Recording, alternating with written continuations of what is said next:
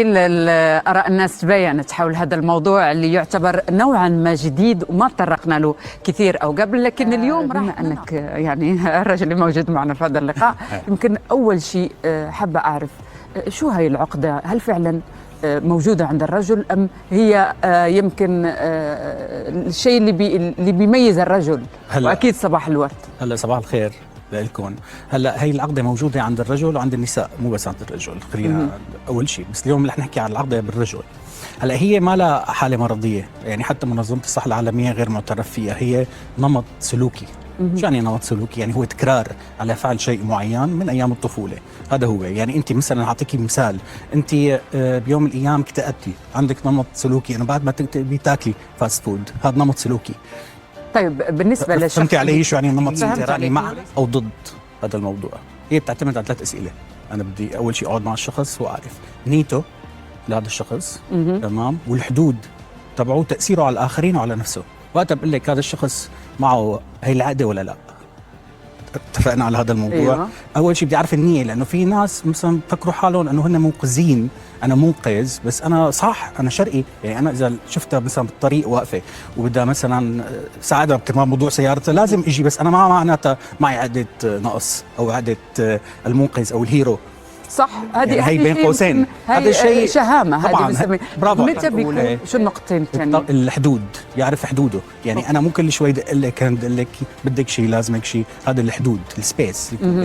والتاثير، تاثيره علي وتاثيره على حالك. يعني انا اذا مثلا ضليت عم طالب انه انا ساعدك وانت قلت لي لا، هذا حتاثر بشخصيتي، صار عندي قله ثقه بنفسي، ما بيتقبل الرفض، ما بيتقبل الرفض. هذا هو اللي بصير معه. الاجتماعيه على هذا الرجل اللي بيكون هو يمكن مش شايف انه عنده مشكله. اكيد مش شايف، اكيد اول شيء ما حيكون شايف هذا الموضوع، لانه اذا شايف بيتعالج منه. ممكن يكون كمان في علاج له عن طريق العلاج السلوكي معرفي.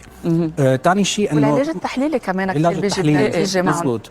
ممكن طبعا يلعب دوره بشكل طبيعي حسب الشخص. ممكن يحتاج 5 جلسات، ممكن يحتاج 15، من 5 ل 15 طبعا حسب الشخص.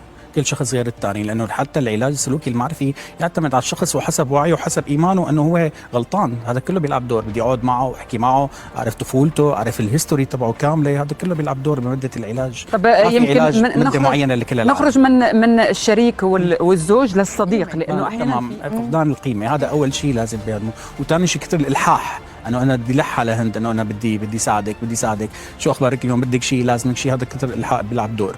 دائما انا مع التوازن بالعلاقه. يعني انا بحب لكم كمان لازم نكون منصفين شوي. الرجل الشرقي لازم يساعد بالتأكيد. يعني الرجل ما له لرجل. نحن يمكن احنا عم نحط انه اذا زادت شعره معاويه، يعني زادت سنتي صار عقده الهيرو او الكومبلكس. بس هو الرجل الشرقي لازم يساعد. يعني هذا من متطلبات الرجل الشرقي، ان كان صديق او زوج او اخ. اذا لاحظتي انت حتى المشاهدين وارائهم عم يقولوا انا والدي هو الهيرو، اخي هو الهيرو، كذا. هذا امي نعم. امي، هذا المنطق.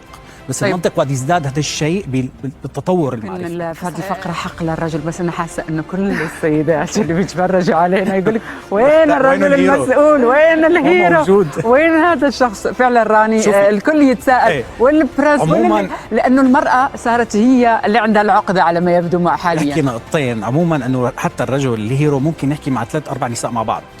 بقول لك العدد يعني مو ضروري وحده. يكون عنده العقده مع 3 سيدات، 4 او نساء، ومع الاهل ومع الاصدقاء يكون كلهم موجودين مع بعض. هلا هو هيرو صراحه يعطيك الف تمام. هذا هو اذا زادت القصه. وثاني شيء انا هلا شوي نادر ليصير هذا الشيء، بس انا هلا الموجود الهيرو او الشخص هلا نادر. يعني البنت يا دوب ما عم تلاقي رجل حتى يقول لك ما ذكرت. صح لانه صح كلمه اخيره. الموضوع صراحه شائك ويحتاج وقت اكثر، ويحتاج يمكن يوم كامل ونحن نتكلم فيه. يعطيكم الف عافيه. شكرا على كل المعلومات. يعطيكم الف عافيه. حاولت اني اكون سريعه كده فان شاء الله انه المشاهدين يكونوا استفادوا من فقرتنا.